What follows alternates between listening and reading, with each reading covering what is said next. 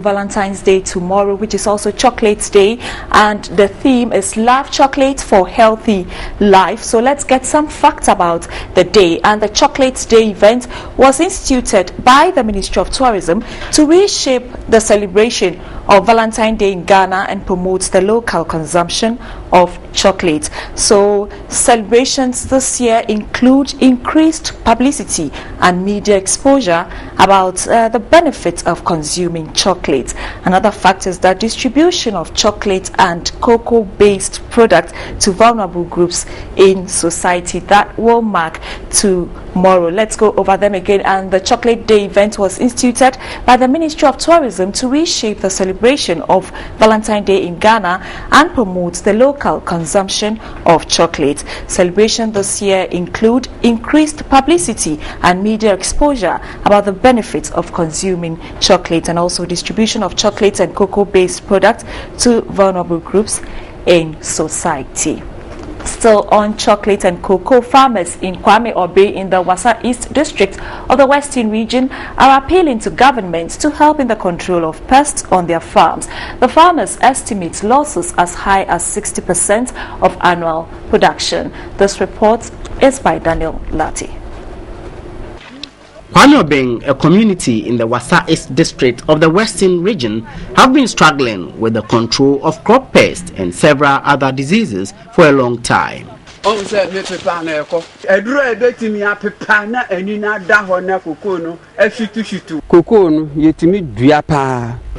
pesticide to help us control the pests and diseases. The farmers also want the prices paid on cocoa beans increased. We suffer a lot when we compare our profits to salaries paid to government workers. It is clear that the price of a bag of cocoa at 212 cedis is not encouraging.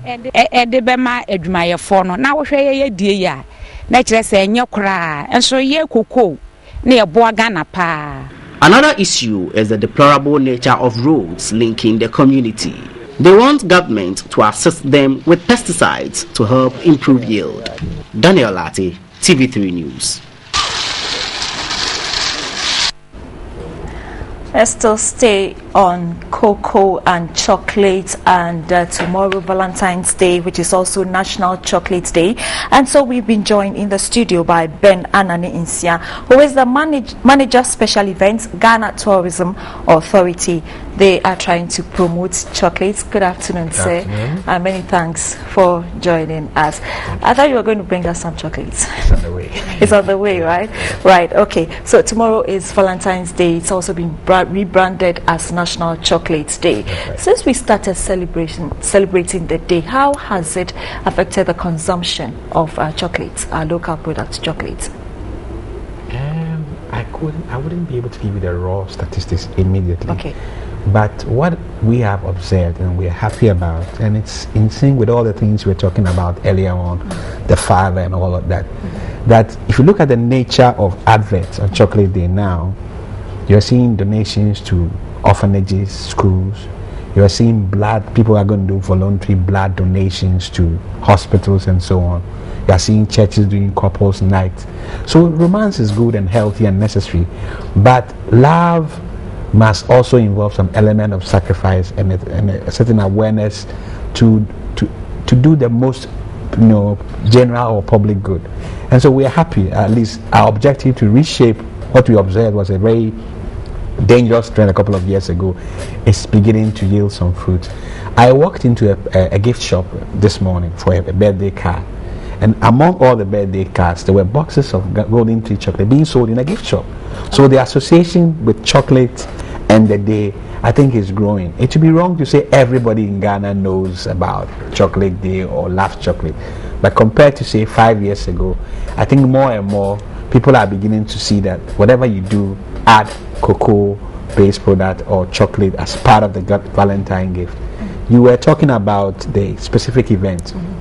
This year, tomorrow, we're having an exhibition on cocoa and chocolate products at the National Theatre, followed by a lecture on the health benefits. It has tremendous health benefits, and historically, I mean, cocoa was discovered about 2,000 years ago in the Amazon basin by the Mayans and Aztecs, those Incas and so on. And at that time, it was reserved for the very privileged in society, because it was called the drink of the gods. I'm sure they didn't have all the chemistry we have today, but for some reason, they found that it was good. And I think if you could look at the per capita consumption of cocoa and chocolate in Ghana compared to, say, in the UK, where it's not even produced, they are about 0.5 versus about 8, maybe about 20 times more than we consume. And there's need to take advantage of what we have, build our own health, increase the local production and consumption, and eventually, ultimately, maybe stabilize world market events and so on. So that is good. Another reason also is that we all know what cocoa has done for Ghana, you know, from Tete Kwasi's day. It's important. We want to make cocoa a component of our tourism, the products that we associate the country with. People talk about Cuban cigars or Ethiopian coffee and sushi from Japan. We could talk about Yokogari someday, but for now I think chocolate and cocoa. So that anybody who comes to Ghana, visitor or should not leave without experiencing cocoa product and so on in Ghana. And that awareness is growing. We are having people who come and they say, well, can we go and see a cocoa farm? And so on. And for successful tourism, you must have a variety of activities people can do. So that's why we are doing what we are doing. Talking about the health benefits of it, what about those who are watching their weight? Is it good for everyone? I am not a biochemist, but I know that there are different kinds of cocoa. There's the dark one, the milk one, all kinds of things. And they have different composition. There are some that are even good for diabetics. You know, and cocoa does not make you fat. It doesn't. On the contrary, they say it has antioxidants and so on and so on. So I don't think it's harmful. Everybody can find what is suitable for you. The argument has been that it is expensive and so on and so on compared to the foreign cocoa, you know. But value for money, Ghana cocoa is far better than any other cocoa you can find because of the content of the its packaging is not that attractive. That's what people talk about.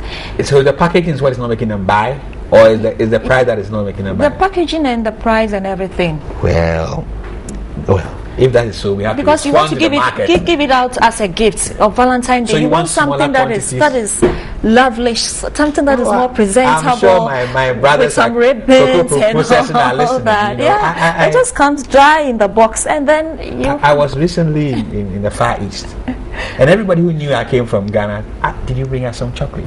You know, and I was happy to know that in Japan everybody thinks that Ghana chocolate is a very good one. You know, so if there are comments from the market that the packaging is not good and so on, I think we will pass it on. But by and large, we're happy about the awareness that we should consume more cocoa products and use more and drink more and have a more healthy and balanced Valentine, adding the consumption of local products as well.